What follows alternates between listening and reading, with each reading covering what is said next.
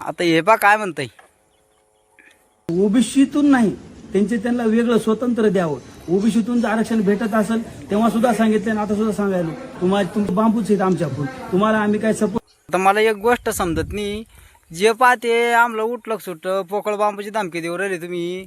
अरे आम्ही काही बांगड्याम भरेल रे खुळ्यात वाशक्याचो, आम्ही रोज म्हशी मागे असे भरवी दांडूक नाही घेऊन फिरणारे आवले ते आमच्या, आणि तुम्ही उठसूट आम्हाला दांडुकण्याच्याच गोष्टी करता राव। अरे आम्ही गप काऊन की नको बाबा, विनाकारण आपण बोललो तर जाती जातीमध्ये तेढ निर्माण होतो, पण तुमचं उठलं सुटले आम्हाला दांडुकण्याचीच गोष्टी करू राहिले तुम्ही। सांगायचं एवढंच आमचा अधिकार आणि आमचा हक्क होता। तू काय म्हणतो आम्हाला मराठा समाजाला ओबीसी आरक्षण नाही म्हणजे नाही।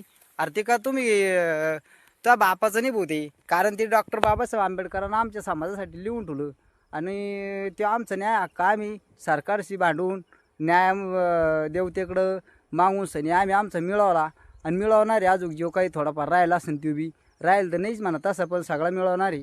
आणि तुम्ही काहूनच उगाच आमच्या समाजावर जाळता। अरे आजपर्यंत आमच्या समाजानं कुठल्याच समाजाला विरोध केला रे राव कुठल्या गोष्टीसाठी, पण तुम्हाला काय झालं आहे, हे जातीमध्ये भांडणं कसे लावून देता येईल, आणि पुन्हा तुम्हाला थोडंसं वर जायचं म्हणजे तुम्हाला नेते व्हायचे, तर नेते व्हायचं असं ना भाऊ, तर जातीमध्ये भांडणं करून लावून सनी कधीच नेता होत नाही। आणि सांगायचं एवढंच, या दांडक्याच्या आणि याच्या भाषा तुम्ही बंद करा राव, कारण कसं आहे आमच्या समाजानं आजपर्यंत कधीच कोणाला दांडक्याची भाषा केल्या नाही, करणार बी नाही। पण तुम्हाला कसं झालं आहे, प्रसिद्ध व्हायसाठी तुम्ही काही बी बरोबर राहील।